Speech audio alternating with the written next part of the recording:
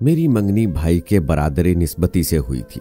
सबीहा के वालिदैन की शर्त थी कि अपनी बेटी का रिश्ता दोगे तब हम अपनी लड़की का रिश्ता देंगे। मेरा एक ही भाई था जो वालिदैन को बेहद प्यारा था। उसकी खुशी के लिए वो सब कुछ कर सकते थे। दरअसल जवाद को अपनी दूर की उस कजन सबीहा से मोहब्बत हो गई थी। सबीहा और जवाद भाई एक ही कॉलेज में पढ़ते थे। शुरू में रिश्तेदारी की वजह से सलाम दुआ रही, फिर ये सलाम दुआ मोहब्बत में बदल गई। वो एक दूसरे पर मर मिटे। अम्मी अब्बू रिश्ता लेने गए तो सबीहा के वालिदैन ने शर्त रख दी कि हमारे लड़के शाहरुख के लिए आपको मनाहिल का रिश्ता देना होगा। जब मैंने ये सुना तो दिल बैठ गया, क्योंकि बदले की शादियों में अमूमन ऐसा होता है कि एक का घर ना बसे तो दूसरे का भी उजड़ जाता है, और भाई तो थे ही तुनक मिजाज।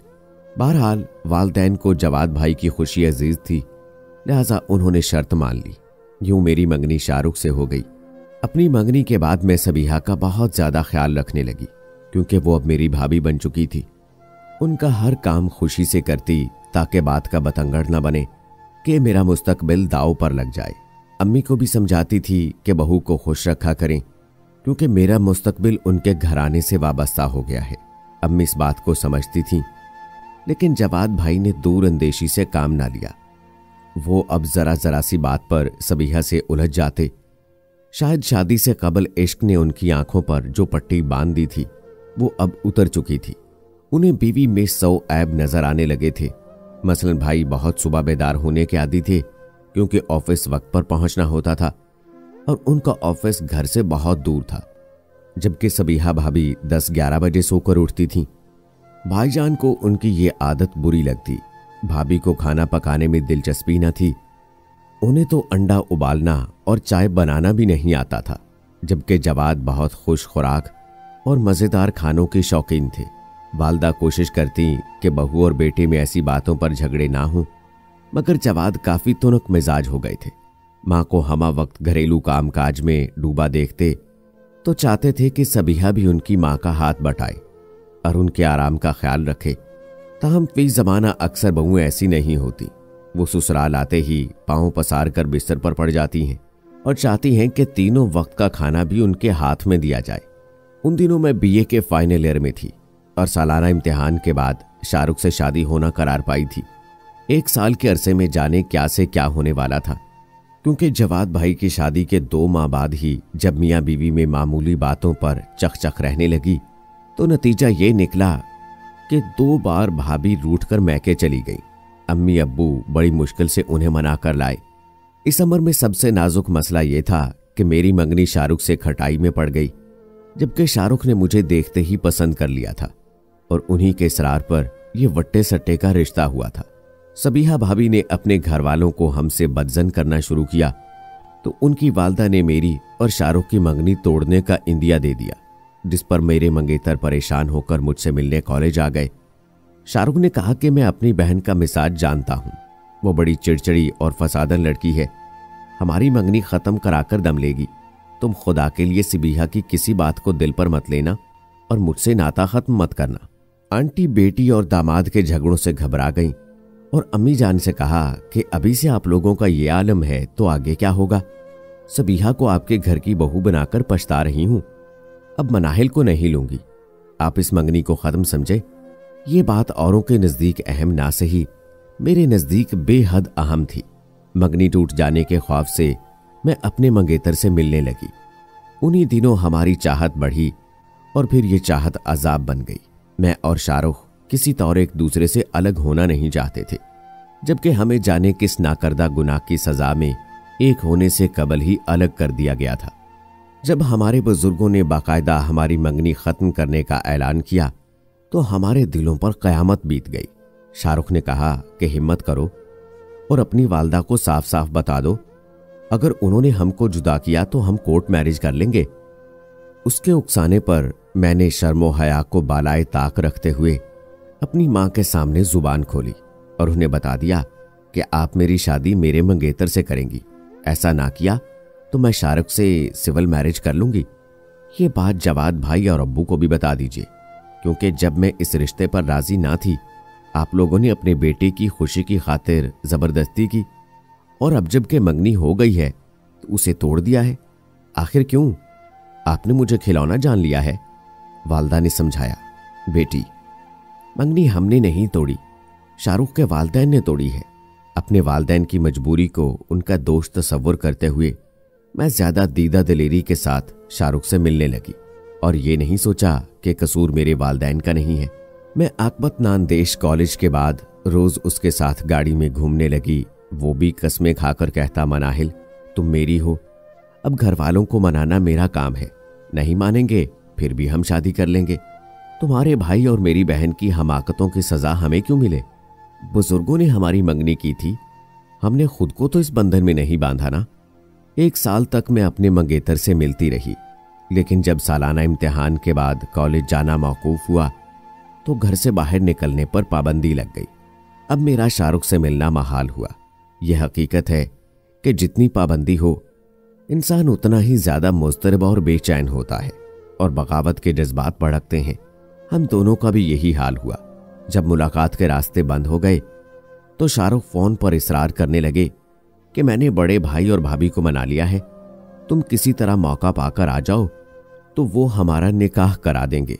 रोज ही वो ये बात कहता।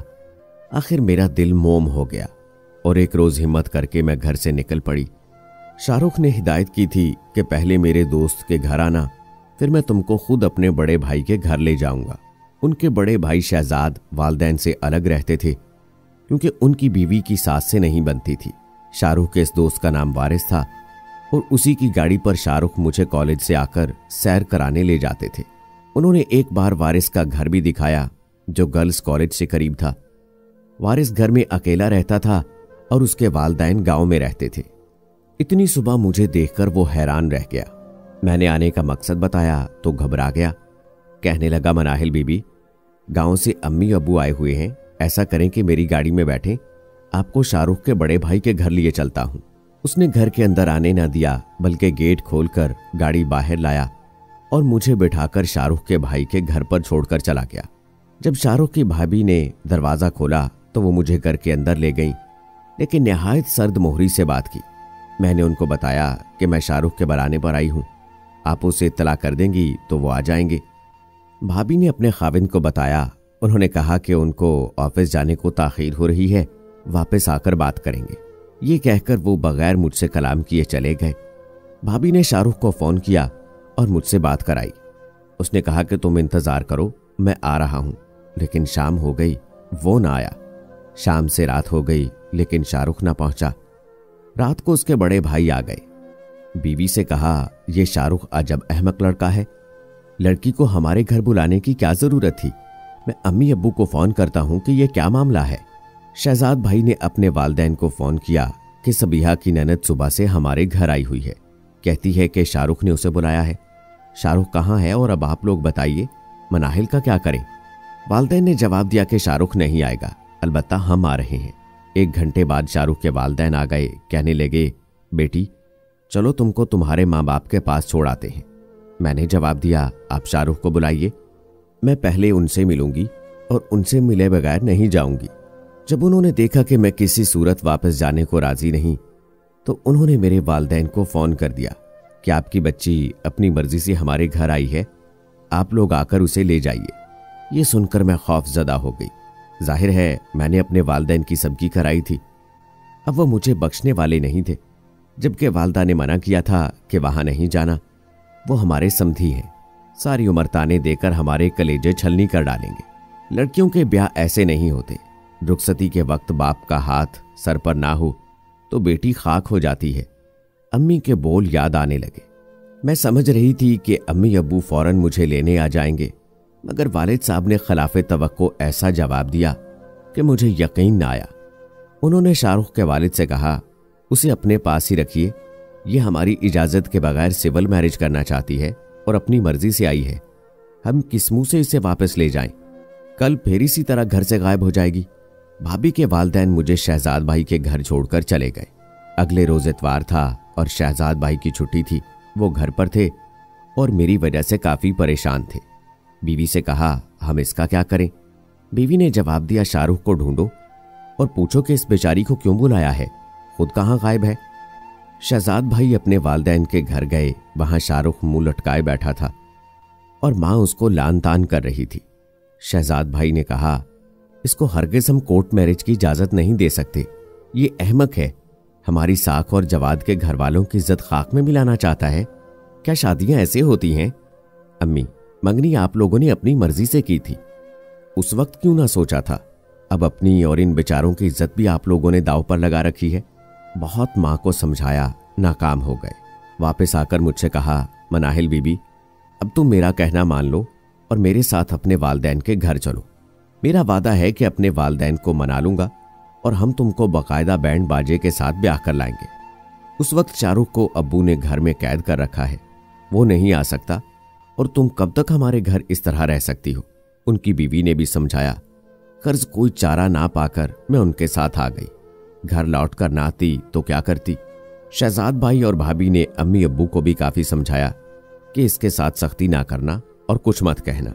मैंने जिम्मा लिया है और जो वादा किया है वो पूरा करूंगा, बस जरा सी मोहलत चाहिए। वालिदैन की आंखें झुकी हुई थीं। क्या कहते? मुझे कबूल किया और माँ बाप होने का भरम रखा। उस दिन के बाद माँ बाप दोनों ने नफरत से मुंह फेर लिया। माँ तो बद्दुआएं भी देती कि पैदा होते ही मर जाती तो अच्छा था, हमको बेइज्जत कराया। वालिदैन के होते खुदसरी करने वाली बेटियों का यही अंजाम होता है कि दुनिया उनको कबूल नहीं करती और आखिरत में भी नाफरमान औलाद की ख्वारी लिखी जाती है। अपना क्या था, किसी से क्या फरियाद करती, खामोशी से हर एक की बातें सुनती थी। मुझे हरदम उदास देखकर अब जवाद भाई को भी एहसास होता कि ये उन्हीं का किया धरा है। वो बीवी को खुश रखते तो क्यों मेरी मंगनी टूटती। खुदा जाने क्यों कर मोहल्ले वालों को इल्म हो गया कि मैं अपने मंगेतर से कोर्ट मैरिज करने घर से गई थी, लेकिन उसके वालिदैन ने मुंह ना लगाया, तभी वापस आ गई। ये बात और मेरे हक में जहरे कातिल साबित हो गई। हमारी तरफ उंगलियां उठने लगीं, मगर सबीहा भाभी को किसी बात का एहसास ना था। एक रोज पड़ोस में शादी थी, अम्मी के मना करने के बावजूद वहां चली गई। मोहल्ले भर की खवातीन आई हुई थीं। उन्होंने भाभी को मुंह ना लगाया और तरह तरह की बातें करती रहीं। उस रोज भाभी को एहसास हुआ कि ससुराल की इज्जत अपनी इज्जत होती है। शौहर और उसके घर वालों की इज्जत से ही किसी औरत की कदरों मंजिलत बनती है। जब उन्होंने मुझे आवारा और बदचलन लड़की कहा तो भाभी जब्त न कर सकी। वो घर आ गई। आते ही मुझे गले लगाया और रोने लगी। कहा, मनाहिल, मुझे माफ कर दो, तुम मेरी छोटी बहन जैसी हो। आज लोगों के मुंह से घटिया अलकाब सुनकर मेरा खून खौल रहा था। मैं तुम्हारी और शाहरुख की खुशियों को तबाह करने की जिम्मेदार हूं। मैं अगर अम्मी अब्बू से तुम्हारी और तुम्हारी वालदा की झूठी शिकायतें न करती तो तुम्हारी मंगनी शाहरुख से ना टूटती। अब मैं ही गलत फहमियों को दूर करूंगी, तुम जरूर मेरी भाभी बनोगी। उनकी बातें सुनकर मेरी आंखों में आंसू भर आए। मैंने हमेशा सबीहा भाभी का ख्याल रखा था, उनकी इज्जत की थी और भाग भाग कर उनके काम करती थी। कभी उन्हें दुख नहीं दिया था, हमेशा आराम और राहत दी, जबकि मुझे उन्होंने ख्वार किया था। आज उनको एहसास हुआ तो नादिम थी। अगले रोज वो अपने मैके गईं और तमाम अहवाल अपने वालिदैन को बताया। उनकी मिन्नत की कि टूटे हुए रिश्तों को फिर से जोड़ लें ताकि वो भी उम्र भर सुख और सुकून से जी सके। बेटी के कहने पर शाहरुख के वालिदैन राजी हो गए, क्योंकि उन्हीं की वजह से वो बदजन हुए थे। यूं भाभी की अम्मी हमारे घर दोबारा रिश्ता जोड़ने आ गई। उन्होंने अम्मी अब्बू से माफी तलब की और एतराफ किया कि आप जैसे लोग कभी नहीं मिल सकते। हमने आपकी बेटी का रिश्ता लेने से इनकार किया, तब भी आपने सबीहा से हुस्ने सलूक में कमी नहीं की। चाहते तो हमारी लड़की को बदले में तलाक भी दिलवा सकते थे। मेरी शादी शाहरुख से हो गई, मगर ये कोर्ट मैरिज नहीं थी। मैं अपने वालिदैन की दुआओं और बाकायदा बारात और बैंड बाजों से रुखसत होकर ससुराल आई। आज जवाद भाई और भाभी अपने घर खुश हैं और मैं शाहरुख के साथ अपने घर में खुश और आबाद हूँ। मैंने सास ससुर की खिदमत और कदरों मंजरत में कोई कमी नहीं रखी। वो भी मुझे एक बेटी की तरह चाहते हैं और मेरी कदर करते हैं। कहते हैं अगर हम मनाहिल को बहू ना बनाते तो बड़ी गलती करते। अच्छी फितरत के लोग हर जगह कदर पाते हैं। तो दोस्तों, ये थी मनाहिल और शाहरुख की मोहब्बत की कहानी। औरत अगर चाहे तो दूसरी औरत का घर उजाड़ दे, और अगर चाहे कितना कुछ भी गलत हो तो दूसरी औरत का घर बसा भी सकती है। मैं यहाँ तमाम वालिदैन से गुजारिश करूंगा कि वो अपनी बेटियों के जज्बात का भी ख्याल किया करें अपनी अना और जिद की खातिर उनकी जिंदगी तबाह ना करें। और लड़कियों से भी यही गुजारिश करूंगा कि वो अपनी पसंद और मोहब्बत की खातिर अपने वालिदैन को रुसवा ना करें। तो दोस्तों, कैसी लगी हमारी आज की ये वीडियो? कमेंट बॉक्स में अपनी राय का इजहार जरूर कीजिएगा। मजीद ऐसी वीडियोस देखने के लिए मेरे चैनल को सब्सक्राइब कर लें। अगली वीडियो तक अपने दोस्त राव कमर रिजवान को इजाजत दें। अल्लाह हाफिज।